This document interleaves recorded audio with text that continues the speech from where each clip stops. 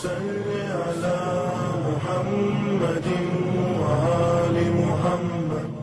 علي علي علي علي علي حق علي علي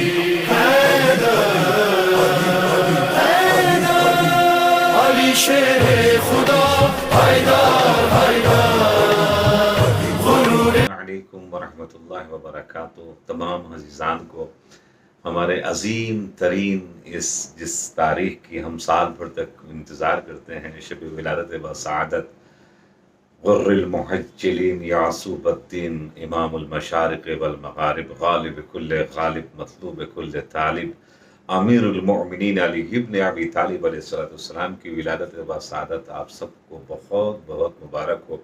جہاں بھی رہیں خوش رہیں، آباد رہیں، شاد رہیں اور ایک دوسروں کا خیال رکھیں، اور ہم سب مل کر امام زمانہ کی خدمت میں ولادت بسعادت کی مبارکباد پیش کرتے ہیں.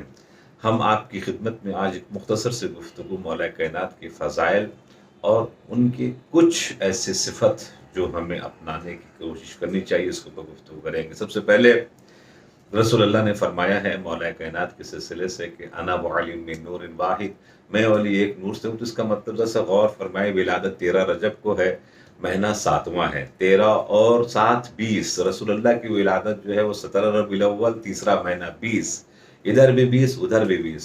مولا کائنات کی شہادت 21 رمضان، 9واں مہینہ، 21 اور 9 30.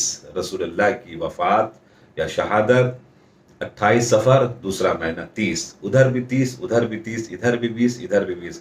اب سمجھ میں آئے انا وعلی من نور واحد، میں علی ایک نور سے ہوں. اور اس کے بعد پھر عزیزان محترم قرآن مجید میں ہے الرحمن علم القرآن وخلق الانسان وعلمہ البیان. پہلے تعلیم قرآن ہے، پھر خلقت انسان ہے. کون ایسے دنیا میں آیا ہے کہ جس نے سب سے پہلے قرآن کی تلاوت کی ہے اور علم کے تذکرہ بعد میں آیا ہے. اس کی تفسیر صرف 13 رجب کی ولادت کے بعد 15 رجب جب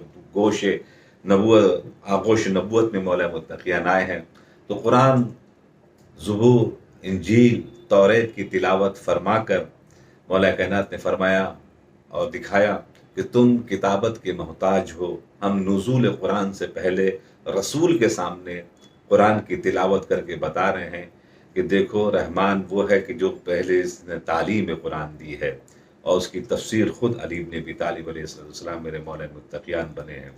اور اس کے بعد آپ کی خدمت میں عرض کریں کہ بہت سے فضائل ہیں. میں تو ایک صرف گوشے سے بیان کرنا چاہ رہا ہوں مولا کائنات کے فضائل کی جو ریکارڈ توڑ ہیں اس دنیا میں.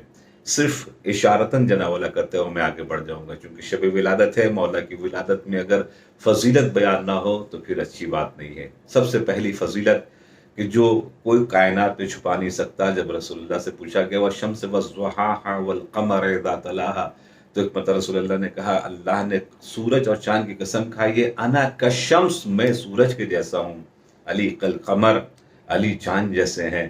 تو ایک مرتبہ آج بھی چاند کے اوپر جب 14ویں رات کا چاند ہو، یا نیٹ پر جا کے دیکھ لیں، انشاءاللہ اسکرین پر بھی آپ کے آ رہا ہوگا، تو آپ دیکھیں گے کہ وہاں پر علی لکھا ہوا ہے. لاکھ آپ مٹانے کی کوشش کریں نہیں مٹا سکتے ہیں. انشاءاللہ آپ کی خدمت میں پھر عرض کروں ایسے ریکارڈ کہ دنیا کی اتنی ٹیکنالوجی آگے بڑھ گئی ہے. خانہ کعبہ میں ولادت، مولود کعبہ کی خانہ کعبہ کے اندر میں مولا کائنات کی ولادت اس کائنات میں ایک ایسا عجوبہ ہے کہ جناب آدم سے لے کر آج تک نہ کوئی پیدا ہوا ہے اور نہ قیامت تک کوئی پیدا ہوگا. یہ صفت مولا کائنات سے مخصوص تھی اور مخصوص ہے. اس نشان کو لوگوں نے لاکھ مٹانے کی کوشش کی مگر آج تک نشان نہیں مٹا سکے، جو آپ حضرات دیکھ رہے ہوں گے. اور اس کے بعد پھر کچھ ایسے فضائل، ایسے کمالات مولا کائنات کے ہیں کہ دنیا میں کوئی کر ہی نہیں سکتا. کسی ماں نے ایسا بچہ پیدا ہی نہیں کیا ہے کہ جو اس کام کو انجام دے. جس میں سے صرف دو تین صفتیں میں آپ کی خدمت میں بیان کرنا چاہ رہا ہوں. مولا کائنات کا وہ خطبہ کہ جس میں الف استعمال نہیں ہوا. عربی زبان میں سب سے زیادہ الفابیٹ کے اعتبار سے الف استعمال ہوا ہے، اور الف کے بغیر فی البدی فوراً آدھا گھنٹے کے تقریباً خطبہ مولا کائنات. یہ دنیا میں کوئی انسان نے آج تک نہ ایسا کیا ہے اور نہ کوئی کر کے دکھا سکتا ہے. یہ مولا کائنات کی مخصوص فضیلت ہے جس کو کوئی توڑ نہیں سکتا ریکارڈ. اسی طریقے سے دوسری فضیلت اسی سے ملتی جلتی، بغیر نقطے کا خطبہ. بغیر نقطے کا خطبہ بغیر فی البدی اس کائنات میں آج تک کسی نے نہیں دیا ہے اور نہ کوئی دے سکتا ہے. मौला मुत्तकियान ने वो रिकॉर्ड तोड़ा है जो भी आप स्क्रीन के ऊपर वो खुतबे तबरुकन तौर के ऊपर देख रहे होंगे, और नेट पर जाके आप सर्च भी करें ताकि आपको एहसास हो। मौला कायनात ने कभी अपनी फजीलत, अभी आपने कुरान से सुनी, हदीस से सुनी, कभी मौला कायनात ने अपनी फजीलत जो है अपने ज़बान से बयान की है। वो खैबर के मैदान में कि जब मरहब ने कहा कि मेरी माँ ने मेरा नाम मरहब रखा है, तो मौला कायनात ने कहा कि मेरी माँ ने मेरा नाम सम्मत उम्मी हैदरा, मेरी माँ ने मेरा नाम हैदर रखा है। उसके बाद मिस्र सानी जो है वो ज़बरदस्त है, जो बहुत कम लोग पढ़ते हैं। मैं आपकी खिदमत में उस मिस्र सानी का भी एक लफ्ज़ की वजह से वजाहत दूंगा कि मौला कायनात का ये शेर है और मौला कायनात की फजीलत मौला कायनात के ज़माने मौला कायनात फरमाते हैं कि सम्मत उम्मी हैदरा, मेरी माँ ने मेरा नाम हैदर रखा है। ज़रग़ाम उजामिन वलैसु क़स्वरा, ज़रग़ान के माने भी शेर हैं और उजाम के माने भी, लैसा के माने भी शेर हैं, मगर वो मुख्तलिफ अंदाज के शेर, जो हमला करने वाले शेर, शिकारी शेर, झुंड में रहने वाले शेर, इन अल्फाज के माने हैं। मगर मैं इसकी तरफ तशरीह नहीं करना चाह रहा हूँ, मैं तशरीह करना चाह रहा हूँ ये लफ्ज़ क़स्वरा जो इस्तेमाल किया है, ज़रग़ाम उजामिन वलैसु क़स्वरा, क़स्वरा उस शेर को कहते हैं। अरबी में हमारे उस्ताद मोहतरम ने फरमाया उस शेर को कहते हैं कि जो जिसके शिकार को पूरे जंगल के जानवर देखें। जैसे मिसाल के तौर के ऊपर शेर जो है वो बबर जो है वो जंगल का सरदार होता है, शेरों का सरदार होता है। अब अगर 50 बबर हो जाएं तो फिर उसमें कौन होगा? जो उसमें सबसे कवि होगा और सबसे ज़बरदस्त हमला करने वाला होगा, और उसके हमले को पूरे जंगल के जानवर देखते हों, उसको मिसाल के तौर पर सरदार बनाया जाता है जंगल का, और तमाम जानवरों का सरदार वो बनता है। और उसका जब वो हमला होता है, जब वो शिकार करता है, तो उसके शिकार को लोग देखते हैं कि कैसे वो शिकार कर रहा है। और जब वो शिकार कर लेता है तो वो मतलब पूरी रियाया को देखता है कि वो सब बैठ के इसके शिकार को देख रहे हैं, तो थोड़ा सा चखता है और फिर टहलते हुए पहाड़ पर आता है और दोनों हाथ को आगे करके फिर बैठता है, आंखों से इशारा करता, अब आ जाओ। अब जो पूरे जानवर टूट पड़ते हैं उस शिकार को खाने के लिए, तो एक मतलब देख के जब मुस्कुराता है अपने शिकार को कि एक मतलब हमने जो शिकार किया इसके ज़रिए से हमारे रियाया के पेट भर रहा है, तो वो जो मुस्कुराहट होती है उसको क़स्वरा कहते हैं। मौला कायनात ने कहा कि मैं वो शेर हूँ और मैं क़स्वरा हूँ, कि ये फजीलत इस कायनात में किसी के पास नहीं है जो मौला कायनात के पास थी। अज़ीज़ान मोहतरम, बहुत मुख्तसर के साथ आपको फिर से एक मुबारकबाद पेश करते हैं। क्यों नहीं हम मौला कायनात की कुछ ऐसी सिफतें अपने अंदर में डालें। बहुत सी सिफात हैं अल्हम्दुलिल्लाह।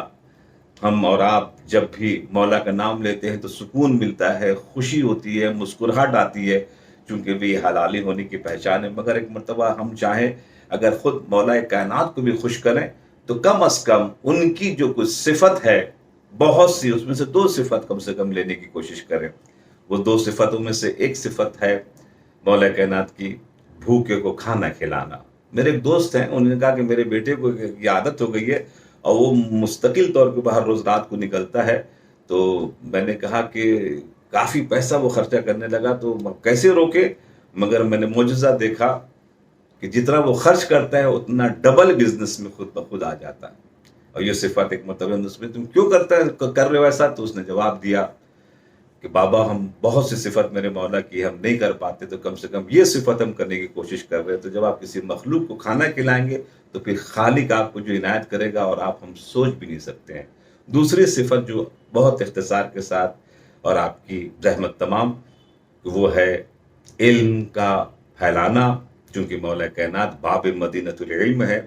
और खिदमत में आपके अर्ज़ करें कि नहजुल बलागा जो अजीम तरीन रमज़ कायनात उसके अंदर में है, वो मौला कायनात से आई है।